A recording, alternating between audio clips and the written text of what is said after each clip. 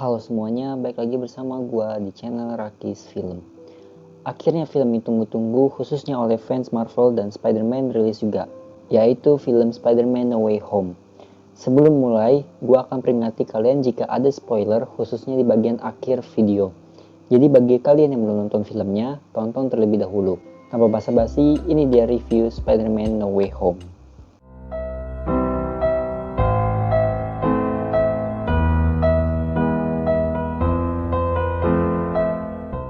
Spider-Man No Way Home masih disutradarai oleh Jon Watts dan masih dibintangi oleh Tom Holland, Zendaya, Jacob Batalon, Benedict Cumberbatch, dan ada pemain baru yaitu Alfred Molina, William Dafoe, dan Jamie Foxx.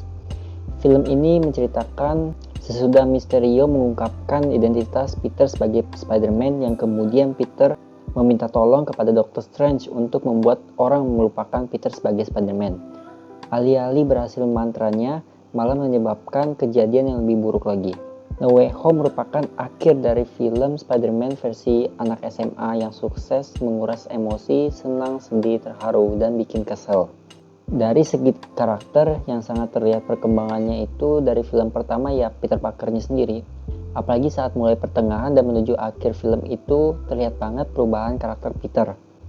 Selain itu, gue juga suka karakter dari para villainnya. Setiap karakter villainnya saling berinteraksi satu sama lain dan menceritakan apa yang terjadi di universe versi mereka. Fokus penjiwaan karakter villain yang bagus di sini adalah Green Goblin.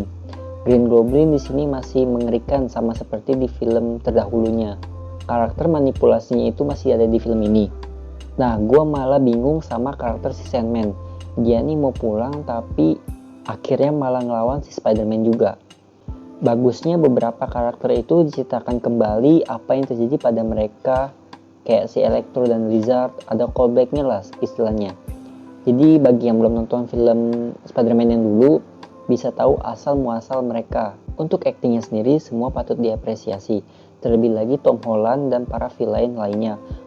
Khusus villain, mereka masih bisa meranin karakter yang sama persis seperti film terdahulunya. Padahal mereka udah lama kan gak meranin karakter tersebut. Di sini Tom Holland bisa nguras emosi kita. Pokoknya karakter Peter Parker di sini ngeselin banget. Bagi kalian yang nonton pasti paham. Dari segi cerita ya, menurut gue spesialnya ada di bagian multiverse-nya dan Doctor Strange. Marvel mulai bermain dengan multiverse yang benar-benar nyata, bukan kayak Spider-Man Far From Home atau WandaVision yang katanya multiverse. Gue suka cerita dari sisi Peter yang ketahuan identitas Spider-Man-nya, dan itu bukan hanya berdampak ke orang sekitar dia aja, tapi sampai ke pendidikan dia juga kena. Selain itu ceritanya yang menurut gue bagus-bagus aja, sama seperti film Marvel lainnya yang ringan. Memang rada aneh buat gue yang nonton Eternals dengan cerita yang rada berat, balik lagi ke cerita ringan.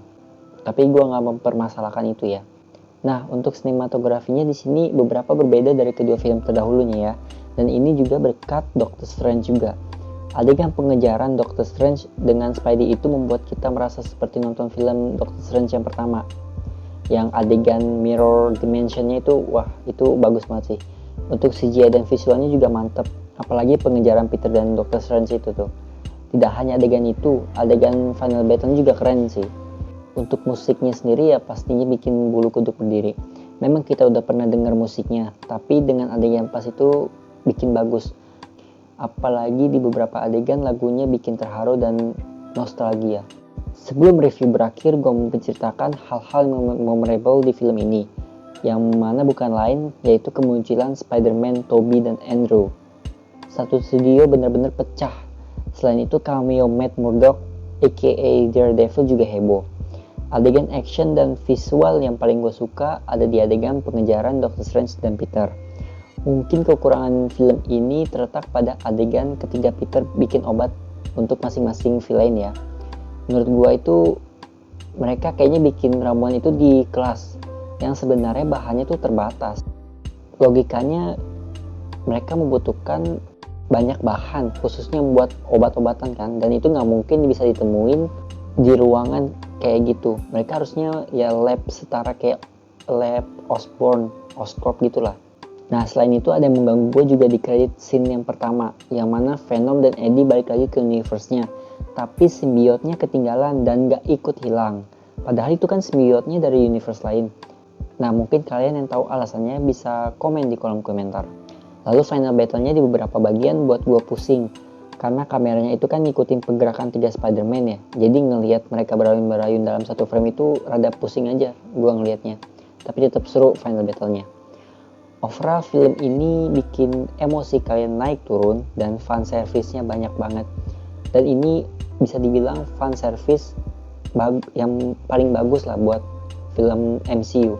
Dan juga ini film penutup Spider-Man versi anak SMA yang bagus. Karena nanti akan ada Spider-Man lagi ya, trilogi lagi.